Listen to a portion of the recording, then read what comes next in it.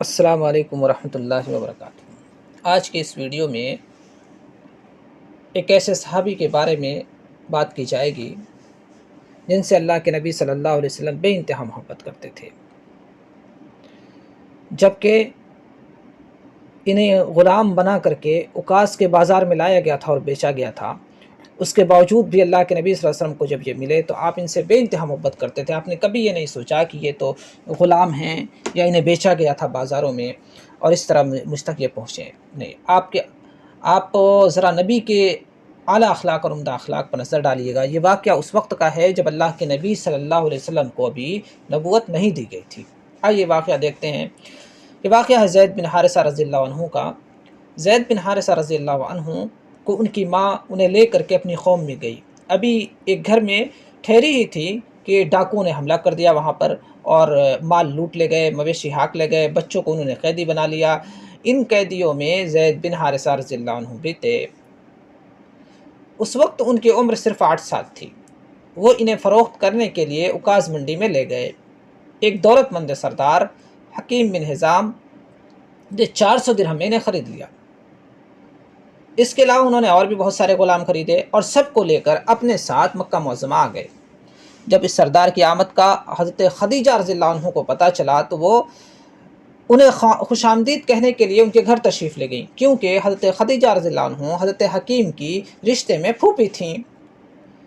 حکیم بن حزام نے کہا، پھوپھی جان، میں عکاظ منڈی سے کافی تعداد میں غلام خرید کر لایا ہوں، ان میں سے جو غلام بھی آپ کو پسند ہو اسے میں آپ کی خدمت میں بطور تحفہ پیش کر کے خوشی محسوس کروں گا۔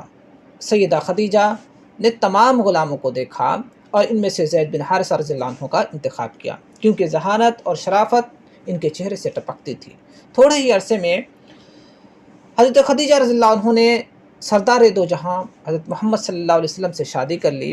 اس موقع پر آپ کی خدمت اقدس میں حضرت خدیجہ رضی اللہ عنہ نے تحفہ پیش کرنے کا ارادہ کیا، تو انہوں نے زید بن حارثہ رضی اللہ عنہ سے بہتر کوئی چیز دکھائی نہ دی، چنانچہ حضور صلی اللہ علیہ وسلم کی خدمت میں زید کو بطور تحفہ حضرت خدیجہ نے پیش کر دیا۔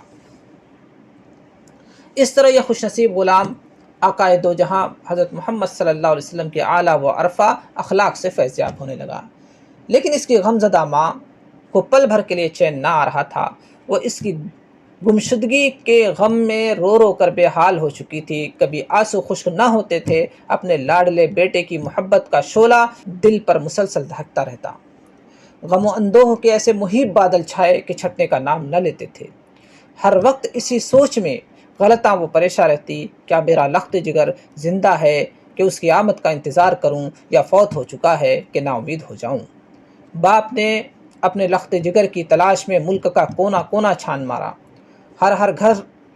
ہر گزرنے والے قافلے سے پوچھتا کہ لوگوں مجھے بتاؤ میرا لخت جگر کہاں ہے، میرے نور چشم کو زمین نکل گئی یا آسمان اچک کر لے گیا۔ بعض اوقات غم و اندوہ میں مبتلا ایسے دلدوز اشعار کہنے لگتے کہ سننے والوں کے جگر چھلنی ہو جاتے۔ بطور مثال چند اشعار کا ترجمہ ملاحظہ فرمائیں۔ میں اپنے لخت جگر کی گمشدگی پر آنسو بہاتا ہوں۔ مجھے علم نہیں کہ اس پر کیا گزری، کیا وہ زندہ ہے کہ اس کی آمد کا انتظار کروں، یا موت کے بے رحم پنجے نے اسے اپنی گرفت میں لے لیا۔ بخدا میں نہیں جانتا میرے بیٹے تجھے کیا ہوا۔ میں تو ہر راہی سے پوچھتا ہوں، تجھے نرم زمین نے اپنے دامن میں چھپا لیا یا بلند بالا پہاڑ نے۔ آفتاب اپنے طلوع ہونے کے وقت بیٹے کی یاد دلاتا ہے اور غروب کے وقت پھر اس کی یاد تازہ کر دیتا ہے۔ میں روئے زمین پر تیری تلاش میں اونٹ پر سوار سرگرداں پھر رہا ہوں، میں اس سرگردانی سے نہیں اکتاؤں گا۔ بیٹے زندگی بھر تیری تلاش جاری رکھوں گا، یہاں تک کہ مجھے موت آ جائے، اور ہر انسان کو ایک نہ ایک دن تو فنا ہونا ہی ہے، اگرچہ امیدیں اسے دھوکے میں مبتلا رکھیں۔ ایک بار حج کے موقع پر زید بن حارثہ کے خاندان کے چند افراد مکہ معظمہ آئے۔ وہ لوگ بیت اللہ کا طواف کر رہے تھے کہ اچانک ان کی نظر زید بن حارثہ رضی اللہ عنہ پر پڑی۔ انہوں نے اسے پہچان لیا اور زید رضی اللہ عنہ نے بھی انہیں پہچان لیا۔ آپس میں ایک دوسرے کے حالات معلوم کیے۔ جب وہ حج سے فارغ ہوئے اور اپنے وطن واپس لوٹے تو ان کے باپ حارثہ کو اطلاع دی کہ تیرا بیٹا زندہ سلامت ہے، وہ اس وقت مکہ معظمہ میں ہے، ہم نے بچشم خود اسے دیکھا ہے۔ اس سے باتیں کی اور اس کے حالات معلوم کیے۔ خوشی کی یہ خبر سن کر حارثہ نے فوراً اپنی سواری تیار کی، کچھ نقدی بھی اپنے ساتھ لے لی تاکہ بطور فدیہ ادا کیا جا سکے، اور اپنے بھائی کعب کو اپنے ہم سفر رکھا۔